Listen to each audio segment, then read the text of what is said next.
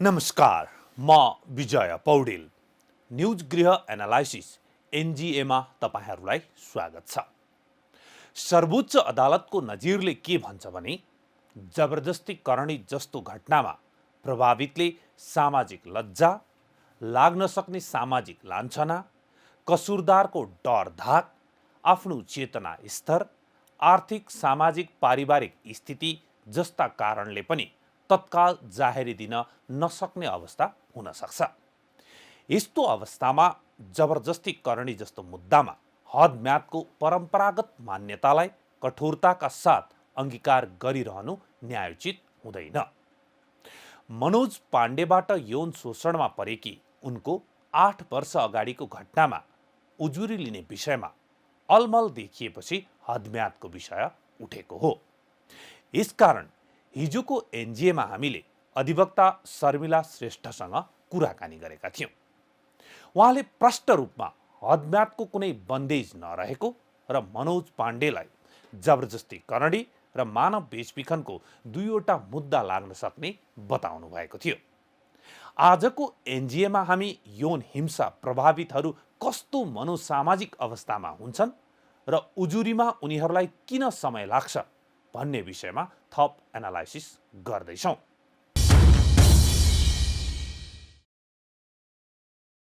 एनजिएको सुरुवात गरौँ आजका हाइलाइट्सबाट।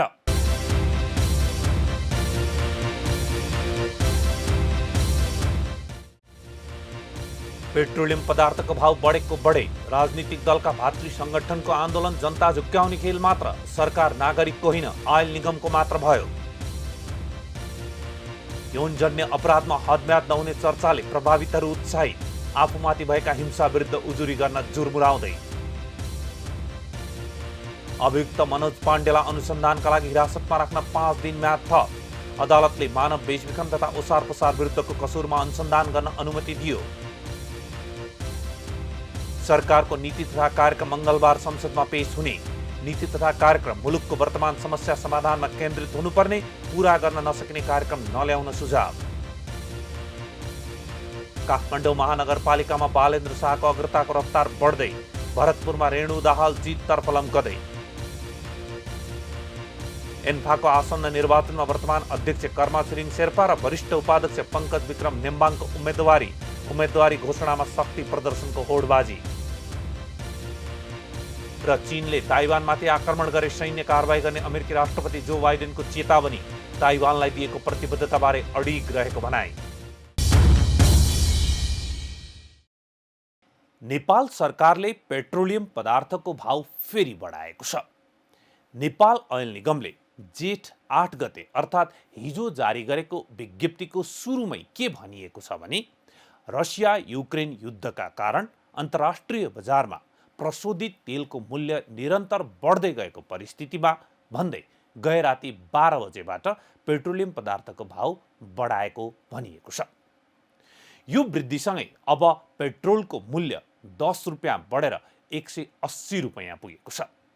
यसैगरी डिजलको र मट्टीतेलको मूल्य पनि 10 रुपियाँ बढेर 163 रुपियाँ पुगेको छ।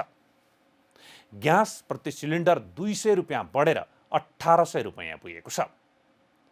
सबै नागरिक निर्वाचनको रमझममा रहेका बेला अघिल्लो हप्ता मात्र निगमले इन्धनको मूल्य बढाएको थियो। फेरि अहिले निगमले इन्धनको मूल्य बढाएको छ, तर कोही बोलेका छैनन्। सत्तारूढ 5 दलले त यो मूल्य बढाएर जनतालाई ढाड सेक्ने उपहार नै दिएका हुन् भन्दा पनि हुन्छ, हप्तै पछि बढाएर अझ। तर प्रतिपक्षी भनिएका दलहरू पनि यस विषयमा पटक्कै बोलेका छैनन्। विद्यार्थी सङ्गठनहरू भने यसो विरोध गरे जस्तो मात्र गर्छन्। अघिल्लो पटक मूल्य बढेपछि आन्दोलन सुरु गरेका विद्यार्थी सङ्गठनको आन्दोलन अहिले कता पुग्यो कोनी, फेरि भाउ बढिसक्यो। रसिया युक्रेन युद्ध छ, सबैलाई थाहा छ यो कुरा, तर त्यही कारणले निरन्तर भाउ बढाउँदै लैजाने हो।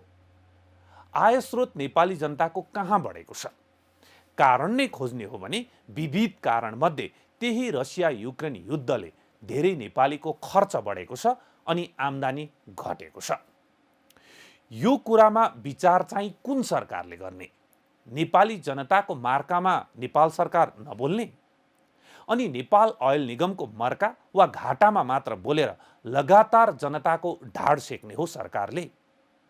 नेपाल ओयल निगमले परल मूल्यमा अहिले किन इन्धन बेच्दैन? किन यसमा रहेका अनावश्यक कर र निर्माण नै सुरु नभएका आयोजनाका लागि थुपार्ने रकम केही समयलाई सरकारले हटाउँदैन? यति मात्रै गर्ने हो भने इन्धनको मूल्य यति अचाकले बढ्ने नै छैन।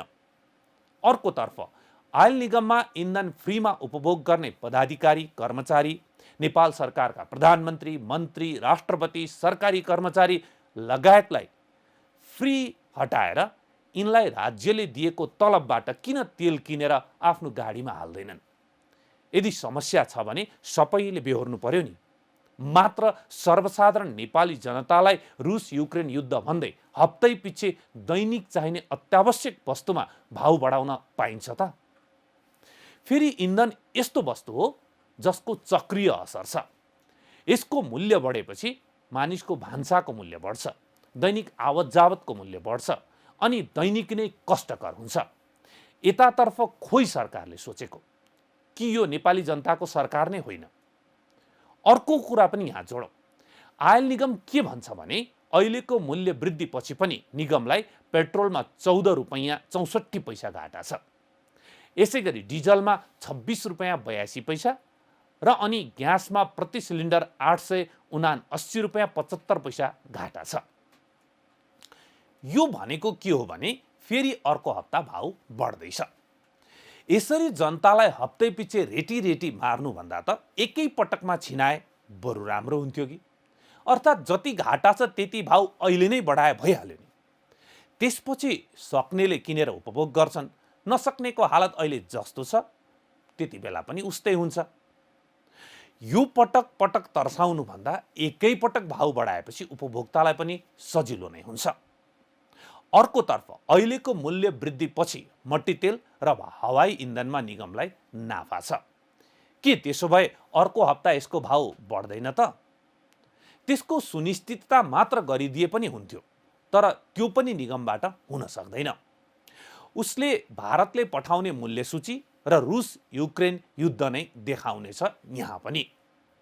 यसकारण बाह्य कारण जुन हाम्रो नियन्त्रणमा छैन त्यसमा त निगमले केही गर्न सक्दैन होला, तर आन्तरिक कारणहरूलाई सजिलै समाधान गर्न सक्छ। मात्र आवश्यकता छ यसतर्फ निगम र उसका पदाधिकारीको ध्यान जानु। यदि ध्यान दिन सक्ने विज्ञता छैन भने निगम पदाधिकारीसँग त्यो विज्ञता नभए निगमभन्दा बाहिर रहेका विज्ञसँग सल्लाह लिए पनि हुन्छ। जे गरेर हुन्छ जनताको ढाड सेक्ने काम बन्द गर्नु पर्यो। भारतले कर हटाएर राहत दिन मिल्छ भने नेपाल सरकारले किन मिल्दैन? यो एकदमै गहन प्रश्न छ। यसैबीच आपूर्ति मन्त्री दिलेन्द्र प्रसाद बडुले निजी क्षेत्रलाई पेट्रोलियम पदार्थ आपूर्तिको अनुमति दिनुपर्ने कुरा उठाउनु भएको छ। यो पुरानै कुरा हो, पटक पटक उठ्छ अनि फेरि सेलाउँछ।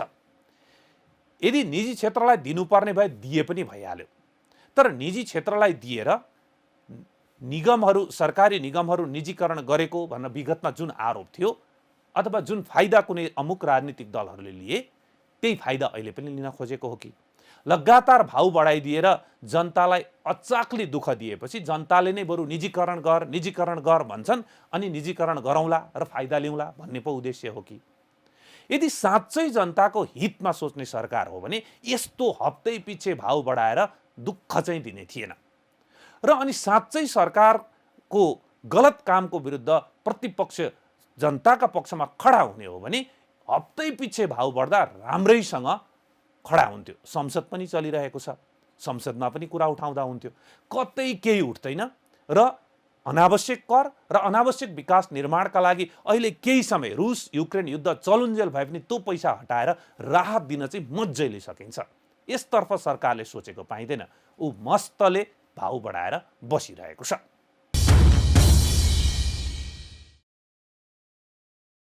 बलात्कार मुद्दामा पहिला 35 दिनको हदम्याद थियो, तर त्यो हदम्याद कम भएको आवाज उठेपछि सर्वोच्च अदालतको नजिर र समाजको तथा प्रभावितको मागलाई ध्यानमा राख्दै सरकारले हदम्याद बढाएर 1 वर्ष अर्थात् 365 दिन पुर्याएको छ। अहिलेको कानुनमा यो व्यवस्था छ। अहिलेको कानुन बमोजिम घटना भएको 1 वर्षभित्रमा उजुरी गरिसक्नुपर्छ। तर जब पछिल्लो घटनामा आफूमाथि 8 वर्ष अगाडि चरम यौन शोषण भएको भनेर उनले सार्वजनिक गरिन्, त्यसपछि त्यो 1 वर्षको हदम्याद पनि अपर्याप्त भयो भनेर आवाज उठिरहेको छ। यस विषयमा राज्यले अर्थात् सरकार, संसद र न्यायालयले निर्णय गर्ने नै छ। तर हदम्याद जस्तो प्राविधिक कारणले यौन शोषणको अपराधबाट उन्मुक्ति पाउनु हुँदैन भन्ने आवाज उठेपछि अहिले नेपाल प्रहरीले अभियुक्त मनोज पाण्डेलाई पक्राउ गरेको छ। बलात्कार अथवा यौन शोषण एउटा अमानवीय अपराध हो र यसले मानिसलाई शारीरिक, मानसिक तथा सामाजिक रूपमा समेत विक्षिप्त बनाउँदछ। हामी पटक पटक भनिरहेका छौँ र यो तितो यथार्थ पनि हो। त्यसकारण कानुनले तोकेको प्राविधिक हदम्यादमा उजुरी नपर्न पनि सक्छ। आउनुहोस् आजको एनजिएमा एनालाइसिस गरौँ। यौन हिंसा पीडित कुन र कस्तो कस्तो अवस्थामा हुन्छन् र उसलाई सामान्य अवस्थामा आएर कानुनी उपचार खोज्न कति गाह्रो छ वा कति समय लाग्छ। यो एनालाइसिसका लागि आज हामीसँग हुनुहुन्छ रक्षा नेपालका अध्यक्ष मेनुका थापा। रक्षा नेपालको सेल्टरमा भएका मध्ये धेरैजसो बालिका छन्। अझ विशेष गरेर 10 वर्ष मुनिका वा 3-4 वर्षका पनि छन् साना नानीहरू। ती बालिकालाई वा वयस्कलाई पनि बलात्कारका कारण पुगेको विक्षिप्त अवस्थाबाट बाहिर निस्किएर उजुरी गर्न समय लाग्ने भएकाले यो प्राविधिक हदम्यादको कुरा गर्न पटक्कै मिल्दैन उहाँ भन्नुहुन्छ। अहिले यो वर्ष हामीसँग 70-80वटा केस छन् होइन। त्यसमध्येमा सबैभन्दा धेरै नाबालिका छन्। नाबालिका भनेको अझ बालिका 10 वर्ष मुनिका छन्। 10 वर्ष मुनिका अझ धेरै 3 वर्षदेखि लिएर 3 वर्ष, 4 वर्ष, 5 वर्ष, 7, 8, 9, 10 वर्षका धेरै छन्। यो समूह भनेको आफैमा पनि एउटा शारीरिक रूपमा, मानसिक रूपमा यति धेरै सक्षम उमेर होइन र साँच्चै भन्नुपर्दा यो 3 वर्षको, 4 वर्षको, 5 वर्षको नानीहरू जो चाहिँ राम्रोसँग उनीहरूलाई सुसु गराइदिनुपर्छ, आची गराइदिनुपर्छ प्यारेन्ट्सले। किनभने आफ्नो एउटा चाहिँ दिशा पिसाब गरेर सुरुवालको इजार बाँड्न नसक्ने समूहले अदालतमा, प्रहरीमा उभिएर मलाई यस्तो भएको हो भनेर भन्नुपर्छ नि त। हो त्यसले गर्दा उसले सिलसिलाबद्ध भन्न सक्दैन। भन्न नसकेपछि अदालतको हिसाबमा प्रमाण पुगेन। किनभने बच्चाले त जस्तै धेरै जस्तो हाम्रोमा चाहिँ कस्तो भने त्यो घरमा आइरहने आमा बुवाको साथीबाट रेपमा परेको छ कि, अनि साथीको चाहिँ नाम पनि थाहा हुँदैन। उनीहरूले त अङ्कल भनेर बोलाउँछन् नि त। अनि अङ्कल भनेर बोलाएपछि एउटा कुनै अङ्कलले भन्छन् त्यहाँ अदालतमा नामै थाहा हुँदैन। अदालतले के खोज्छ भने नागरिकतामा भएको नाम खोज्छ। अनि नागरिकतामा नाम र बोलाउने नाम धेरैजनाको फरक पनि हुने। त्यहाँमाथि त्यो बच्चाले भन्न नसक्ने, प्यारेन्ट्सले भनिदिएर त्यो प्रमाण नपुग्ने। किनभने जसले भनेको हो, जसले चाहिँ घटना जो पीडित हो उसले बोल्नुपर्छ भन्ने छ कानुनमा। भनेपछि धेरै त्यस्ता मान्छेहरू छुटेका छन्। अनि त्यो बच्चाले अब एक त केही त जेल पनि गएका छन् होइन। जेल गए पनि त्यो बच्चाले कहिले पनि आफूलाई चाहिँ सेफ फिल गर्दैन। किनभने जब जब उसको चाहिँ उमेर बढ्दै जान्छ, उमेर बढ्दै गइसकेपछि हर्मोनहरू चेन्ज हुँदाखेरि जब उसको चाहिँ एउटा अलिकति उसले अब्रोली सोच्ने उमेर हुन्छ, त्यसपछि उसलाई चाहिँ झन्झन एकदमै गाह्रो हुँदै जाँदो रहेछ। उमेर बढ्दै गएपछि झन् गाह्रो हुन्छ। त्यही भएर पुरानो घटना किनभने बलात्कार भनेको चाहिँ मलाई चाहिँ के लाग्छ भने बलात्कार भनेको शरीरमाथिको आक्रमण होइन, आत्मामाथिको आक्रमण हो। यो आत्मामाथिको आक्रमण उसको आत्मा टुटेको वर्षौँ लाग्छ के वर्षौँ। तपाईहरुले कतिजनालाई भन्न मानसिक रूपमा, शारीरिक रूपमा उपचार पनि गराउनु पर्ने अवस्था थियो होला हैन।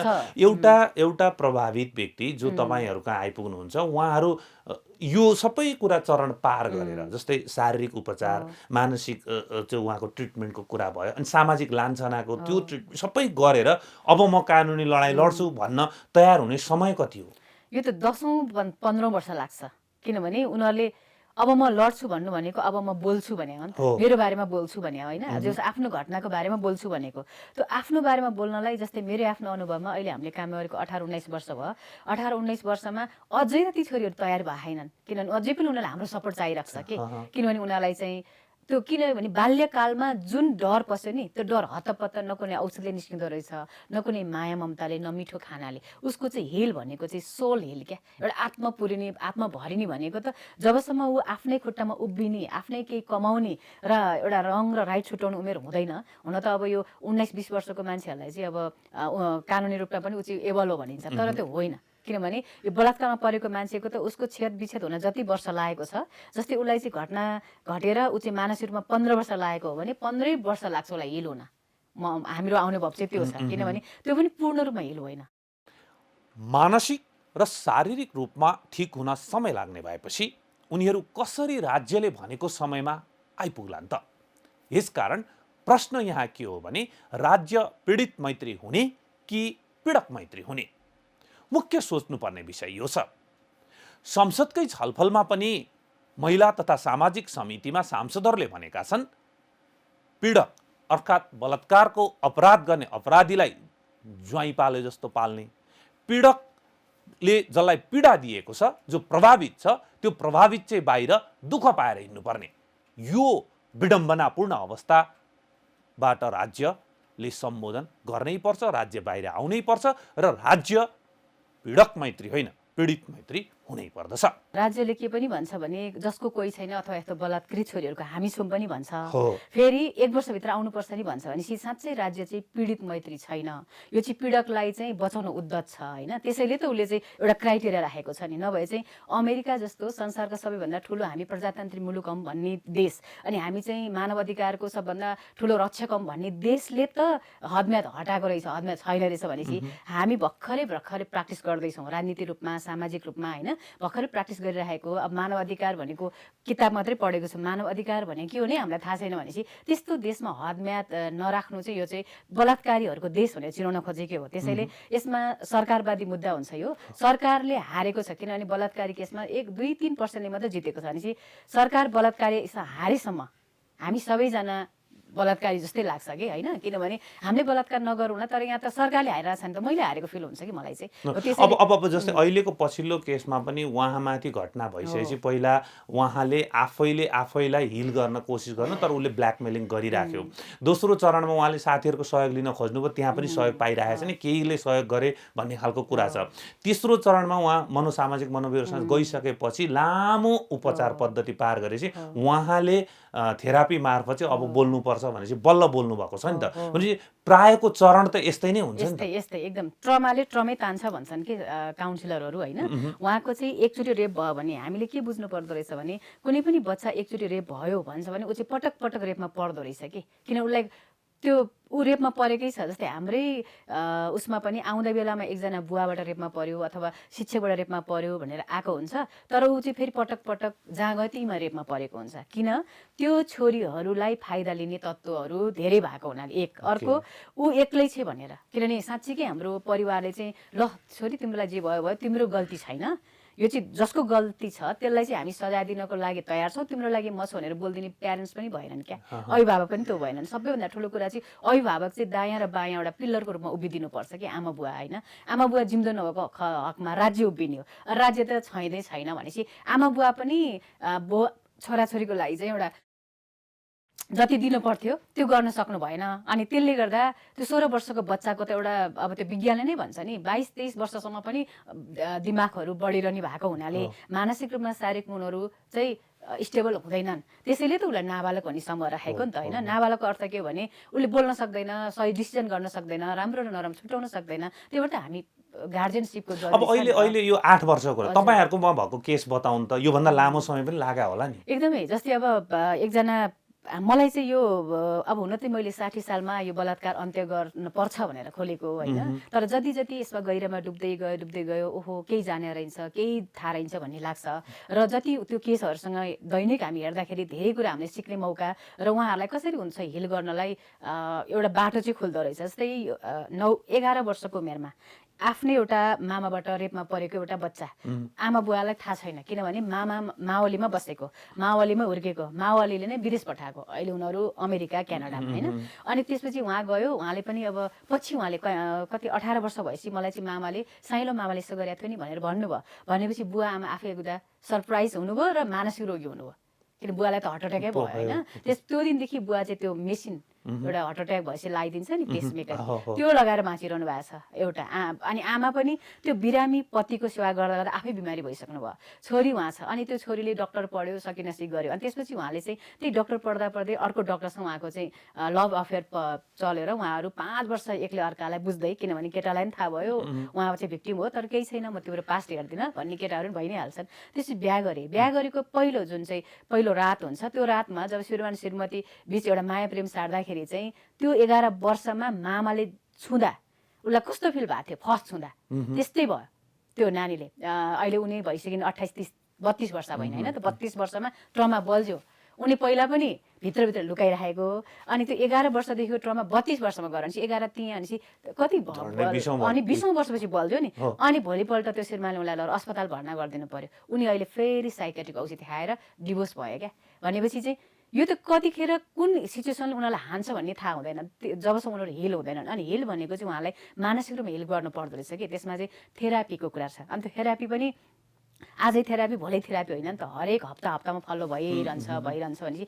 यो लामो प्रोसेस हो कि त्यो भएर लामो प्रोसेस भएको हुनाले त्यो जुन अहिले 8 वर्षपछि आइरहेको छ यो एकदमै उहाँले हिम्मत गरेर ल्याउनु भयो यो च्याम्पियन बन्नुभयो सबै छोरीहरूको उहाँ चाहिँ एउटा आइडल बन्नुभयो उहाँले न्याय पाउनु होला नपाउनु होला अर्को कुरा रह्यो होइन टेक्निकल तर एउटा चाहिँ साँच्चीकै साहसी छोरी क्या होइन उहाँको जेसुकै होस् न्याय पाओस् कि नपाओस् तर हाम्रो लागि उहाँ न्याय पायो उहाँले किनभने सबै छोरीहरूले अब एउटा त नजिर त बस्यो नि उहाँले यसो भनेपछि मैले पनि बोल्न पर्दो रहेछ भनेर यो बोल्ने र बाहिर आफ्नो कुराहरू समाजमा भन्ने चरणमा आइपुग्नु र त्यो भन्न सक्नु नै न्याय पाउने चरणको एक दुईवटा खुड्किलो त चढिसक्यो नि चढिसक्यो एकदम हो किनभने पीडितले बोल्नुपर्छ भन्छन् नि त जस्तै धेरै अवस्थामा पनि हामीले बोल्दिँदा संस्थाले आफ्नो बेनिफिटको लागि बोल्यो भन्छ जब कि हामी आवाज बिनहरूको लागि बोलिरहेको हुन्छौँ कि भनेपछि हाम्रो समाज त सहजै स्वीकार्ने बुझ्नेवाला छैन तर उहाँले चाहिँ जुन बुझ्नुभयो र जे होस् अब मरेको भए त मरेको हुन्थ्यो होइन अब एउटा निर्मला पन्त एउटा छोरी मरिन् कसले मार्यो अहिलेसम्म पत्ता लागेको छैन ऊ पनि मरेको भयो धेरैचोटि सुसाइड एटेम्प गरेको छ किनभने त्यो डिप्रेसनमा फ्रस्ट्रेसनमा ट्रमा बल्झिसकेपछि भनेको त्यो जिरोमै पुग्छ कि चेतनाको स्तर जिरोमा पुग्छ भावनाको स्तर जिरोमा पुग्छ जब समाउने हाँगा र टेक्ने खुड्का नभएपछि तपाईँ हामी जस्तो सबल मान्छेले त ओहो अब मेरो सबै सक्यो क्यारे भन्ने लाग्छ एउटा फेजमा भने त्यो त त्यस्तो भित्रभित्र गुम्सेर राखेको भनेको यो त विस्फोट हुन्थ्यो विस्फोट के भने मृत्यु हुन्थ्यो कि भने उनी बोल्थिन् अथवा कि भने उनले अरूलाई अट्याक गर्थिन् किनभने यसमा सेल्फ हार्म र अरूलाई हार्म हुन्छ नि त तर उनले बोलिन् के अब बोलिसकेपछि हामी सबैजनाले सपोर्ट चाहिँ गरिदिनुपर्छ र यो अब राज्यले चाहिँ एकदमै सोच्ने बेला चाहिँ के आएको छ भने सरकारवादी मुद्दा भनेको छ अनि बलात्कारीसँग हारेको छ भने त सरकारै बलात्कारी भयो नि त्यही भएर बलात्कारी होस् त भनेर क्याम्पेन चलाएको छ नि यो त सही हो जस्तो लाग्छ मलाई सही हो के यो हदम्यादको प्राविधिक कारणले अहिले रक्षा नेपालमै रहेका धेरै छोरीहरूले न्याय पाउनबाट वञ्चित भइरहेका छन् पछिल्लो 8 वर्ष अगाडिको घटना सार्वजनिक भएर पीडकले सजाय पाउने र प्रभावितले न्याय पाउने अवस्था आएपछि उनीहरू पनि उत्साहित भएका छन् उनीहरूलाई अब हामीले पनि न्याय पाउने भयौँ भनेर आशा जागेको छ र उजुरी गर्ने साहस पनि बढेको छ अझ अहिले त बल्ल त अस्तिको 74 सालको नयाँ कानुनबाट त 1 वर्ष भयो होइन त्योभन्दा अगाडि त 35 दिन थियो नि त तर 35 दिनसम्म त बलात्कारीकै पन्जामा हुन्छ एक अर्को कुरा त्यो घरकै पन्जामा हुन्छ हाम्रो उसै कस्तो छ भने कुनै पनि बच्चाले महिलाले आँट गरेर मलाई यस्तो भयो भने पनि सबभन्दा पहिला दुध काट्ने प्यारेन्ट्सै हुन्छन् कि चुप चुप यस्तो गर्नु हुँदैन बोल्नु हुँदैन हामी यही समाजमा बस्नुपर्छ समाजले के भन्छ क्या हो समाजले के भन्छ मेरो छोरीले के भन्छ भने बुझिदिनु पर्यो नि मेरो बच्चाले के भन्छ मेरो बच्चाको कुरा सुन्दैनन् कि प्यारेन्ट्स अझै पनि हो अनि त्यसले गर्दा समाजले के भन्छ अनि समाज घर परिवार अलिकति अगाडि गयो भने समाजले रोक्छ समाज अलिकति अगाडि गयो भने धेरै चौकीहरूमा मिल्नुपर्छ यस्ता कुराहरू भन्छन् कहाँबाट मिल्ने त्यो जहाँ चाहिँ उसको जीवन त्यो एउटा चोरी केस हो र एउटा तपाईँले बाटोमा हिँड्दाखेरि ठेस लगाएर सरी भने जस्तो कुरा हो र भनेको त्यही भएर मान्छेहरू जघन्य अपराध भनेकै बुझेनन् क्या जघन्य अपराध भन्ने बुझेनन् अपराध धेरै प्रकारका छन् होइन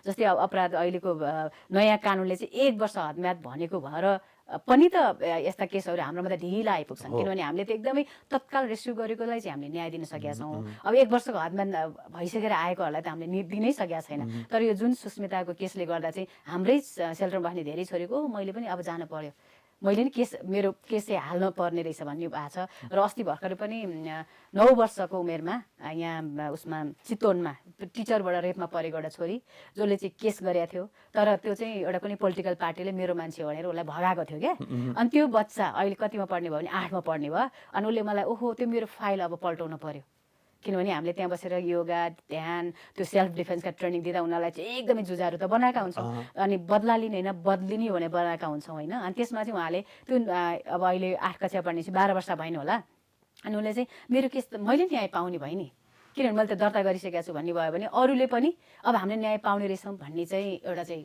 झिनो आश चाहिँ छ होइन। अब यसमा सरकार हामी सबै समाजको एउटा चाहिँ खबरदारीको जरुरी छ। अनि योभन्दा अगाडिको अब त्यो हदम्याद भएन भनेर जस्तै के अरे समयभित्र आउनु भएन भनेर रिपोर्ट नभएको केस त कति छ के हो। त्यसले गर्दा अब सबैजना आउनुपर्छ भनेर आह्वान गर्छु म अहिले पनि, किनभने साँच्चीकै पीडित प्रमाणसहित आउने त हो नि होइन। अब यहाँ कसैलाई पीडित अब यस्तो हदमात खुल्ला भयो अब यस्तो भन्यो भने सबैजना आउने कुरा छैन, किनभने जसले गल्ती गरेछ त्यसको बारेमा त जहिले पनि बोल्न पाउनु पर्ने भयो नि हो। त्यो चाहिँ त्यो नानीहरूको लागि एउटा साहस चाहिँ भरेको छ र मलाई पनि ओहो अब चाहिँ हामीले केही काम गर्दाखेरि यत्रो 18-19 वर्षसम्म जुन लडाइँ लड्यौँ त्यो चाहिँ साँच्चीकै छोरीहरूले न्याय पाउने भयो कि भन्ने एउटा चाहिँ भइरहेको छ। तर फेरि यो हामी एकदमै सुरुवाती चरण हो, किनभने यो कुरालाई जुन सडकबाट आवाज उठेछ यसलाई मनन गरेर राज्यले संसदले सरकारले कानुन बनाउन जरुरी छ। पहिला कुरा हदम्याद राख्ने कि नराख्ने भन्नेमा लामो छ। अहिले भर्खर यहाँले भने 20औं वर्ष पछाडि पनि आउनु हुँदो रहेछ, अहिले 8 वर्ष पछाडि त्यस्तै अरू धेरैजना हुन्छ यहाँहरूसँग पनि हुन्छ भने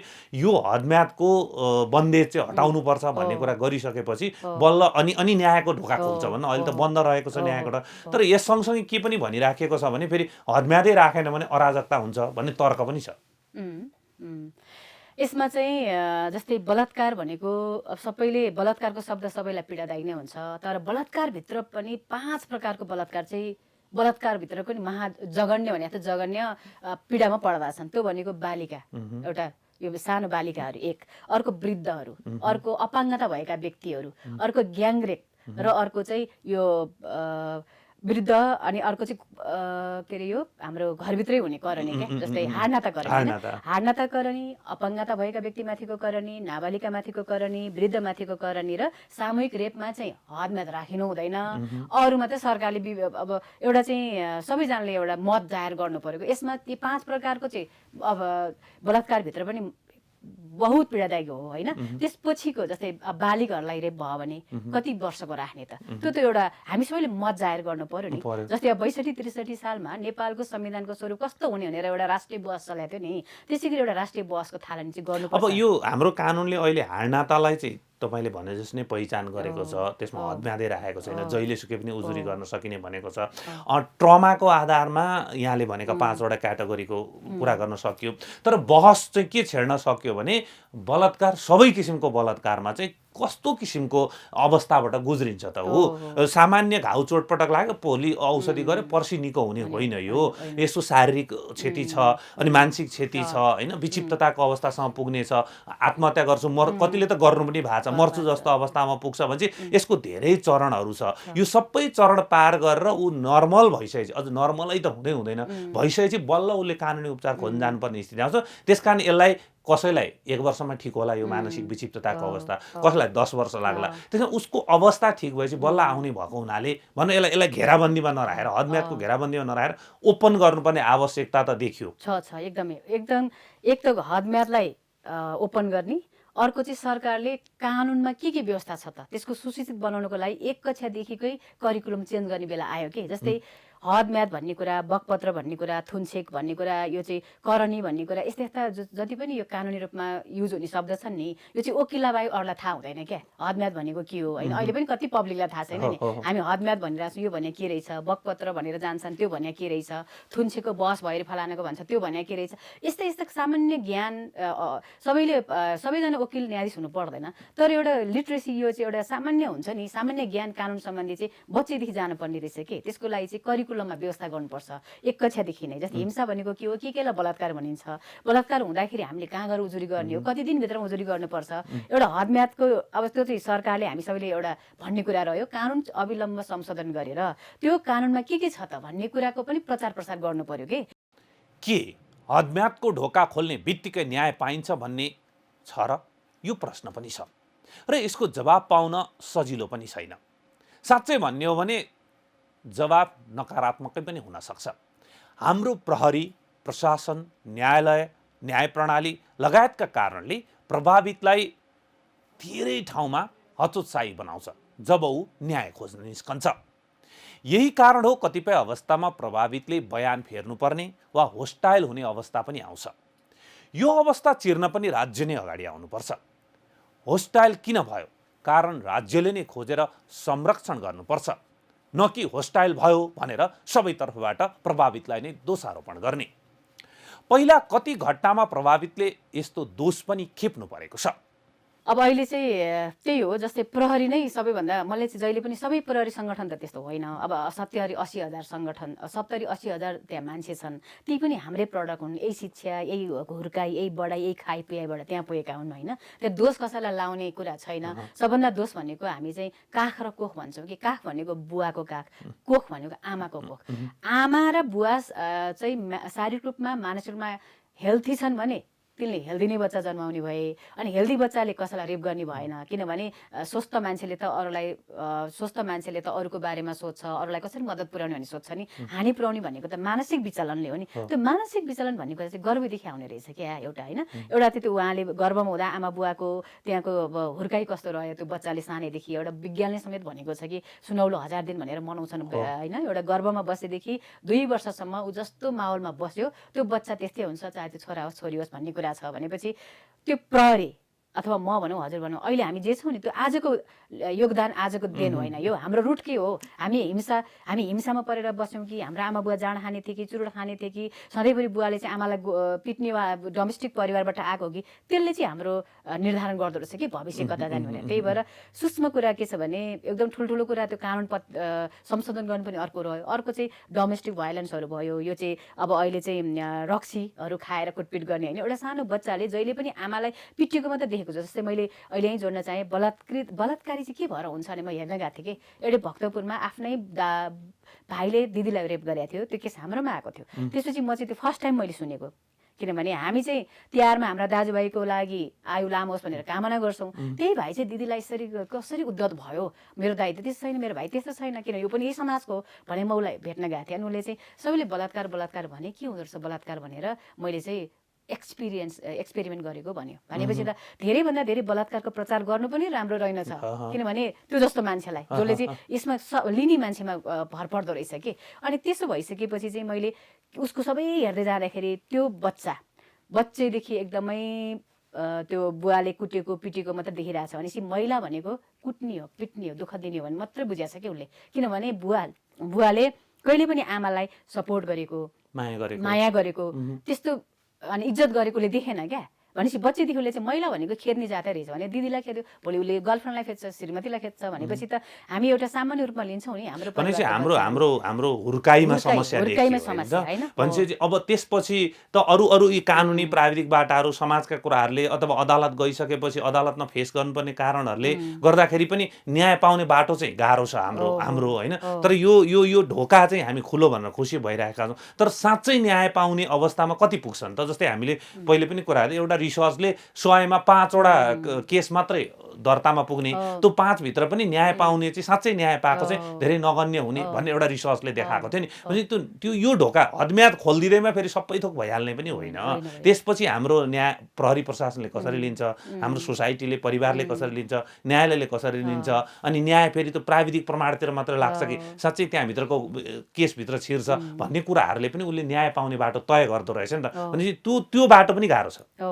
यसमा चाहिँ सबभन्दा पहिला मलाई चाहिँ न्याय भनेको के हो भन्ने कुरा चाहिँ इम्पोर्टेन्ट हामीले बुझ्नुपर्छ भन्ने लाग्छ। जस्तै अहिलेसम्म टेक्निकली प्राविधिक कुरा भनेको राष्ट्रिय अन्तर्राष्ट्रिय रूपमा प्र्याक्टिस भइआएको कुराहरूलाई यति वर्ष अब उसले कुनै पनि मान्छेलाई क्षति पुर्याएको छ भने त्यसको क्षतिपूर्ति दिने, उसलाई जेल चलान गर्ने, यसैले हामीले न्याय भने बुझेका छौँ होइन। अब अहिले सामाजिक सञ्जालभरि सी निड जस्टिस भने के हो? कसैले सोधेको छ पीडितले चाहेको जस्टिस के हो क्या होइन।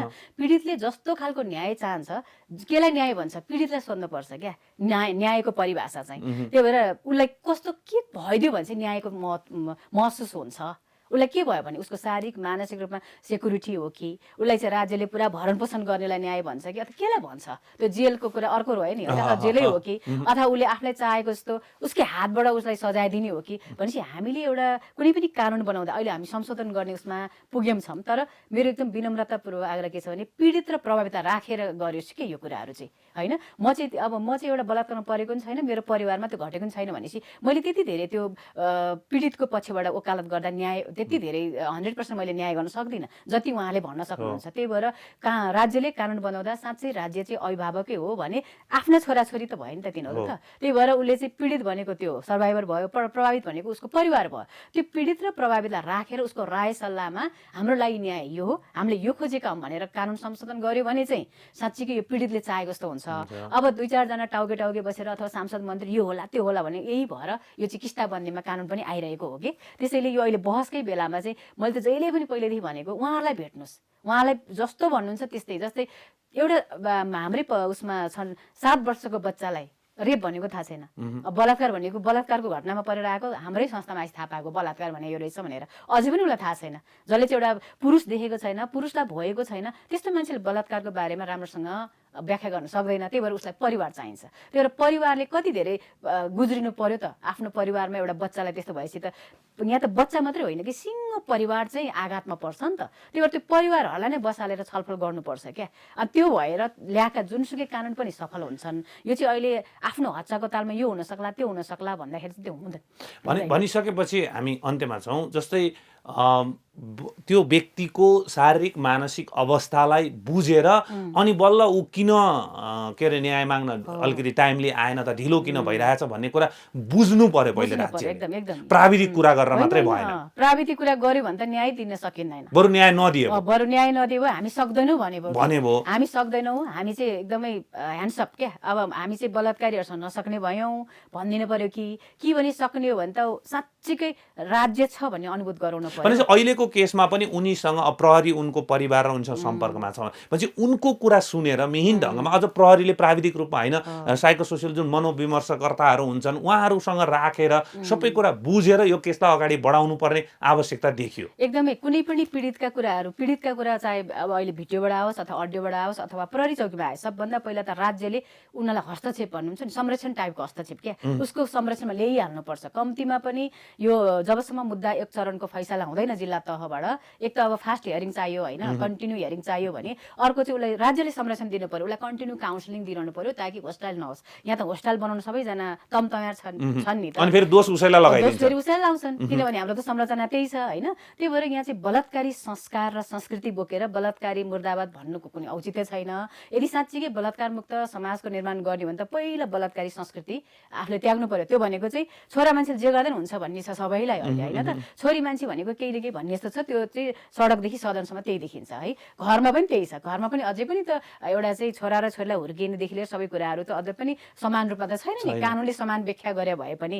जस्तै अहिलेकै चुनावमा पनि त त्यहाँ महिला हुनु पर्थ्यो, पुरुष र महिला यति हुनुपर्छ भने त्यो भएन नि त। भनेपछि बलात्कार जस्तो जघन्य केसमा जबसम्म यो समाज र राज्य उत्तरदायी हुँदैन, अनि राज्य भनेको नि को हो र तपाईँ हामी त हो नि। जस्तै व्यक्ति मिलेर घर बन्छ, घर मिलेर समाज मिलेर अनि राष्ट्र बन्छ, राष्ट्र मिलेर अन्तर्राष्ट्र। भनेपछि एउटा पीडित अन्तर्राष्ट्रिय जगतमा नै महत्त्वपूर्ण छ क्या। 8 अरब मान्छे छ भन्छ नि होइन, त्यसमै एउटा पीडित चाहिँ महत्त्व छ।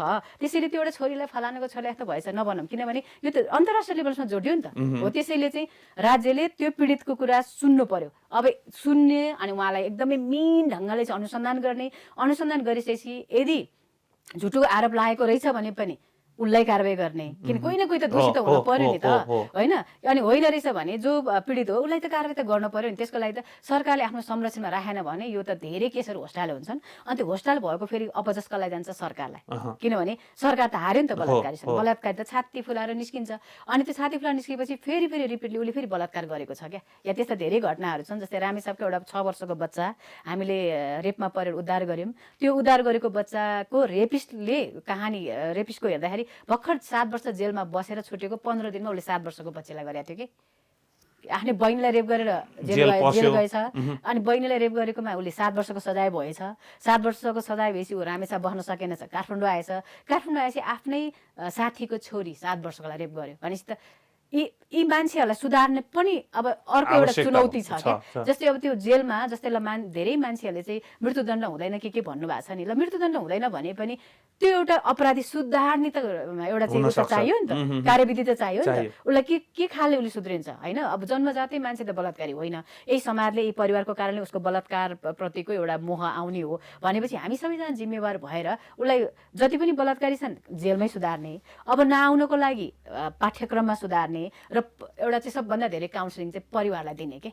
परिवारहरूले यसरी अहिलेको जमानामा यो उबेला जस्तो मेरो आमाको हजुरको आमाको अथवा बुवाको जस्तो पालो छैन। यहाँ अहिले बाल विवाह छैन, अनमेल विवाह छैन, बाल विवाह छैन, किनभने सबैलाई राज्यले चाहिँ दण्डनीय मान्छ। भनेपछि अहिलेको पुस्ताले आफ्नो रोजी खुसी बरबदु छान्न पाउँछन् अनि आफ्नो मन लागेको बेला बिहा गर्न नि पाउँछन्, मन लागेको बेला छोड्न नि पाउँछन्। तर आफूले बिहा गरेपछि त्यो बच्चाको जिन्दगी त बर्बाद पार्न पाउँदैन नि त। भनेपछि राज्यको ध्यान त्यतातिर पनि जानुपर्छ। जसले चाहिँ राम्रोसँग बच्चा हुर्काउन सक्दैन उसलाई बिहा दर्तै नगरिदिने हो कि अथवा एउटा केही न केही त ल्याउनु पर्यो नि त होइन। जसले चाहिँ बच्चा हुर्काउनु आफै बच्चा छ उसको बच्चा 3-4 अनि त्यो बच्चा आफू धेरै जस्तो मान्छेहरूको अहिले कस्तो छ भने धेरै जस्तो हाम्रो संस्थामा भएको चाहिँ 18-19 मा बिहा गर्यो। अहिले मानिलियो 18-20 वर्षपछि बिहा गर्ने भने पनि ट्रेन त अझै 14-15-16 मै रहेछ। कलेज +2 मै धेरै मान्छेले बिहा गर्छन्। 18-19 मा बिहा गर्यो, 20 वर्षमा बच्चा हुन्छ, 21 वर्षमा त डिभोर्स हुन्छ उसको त।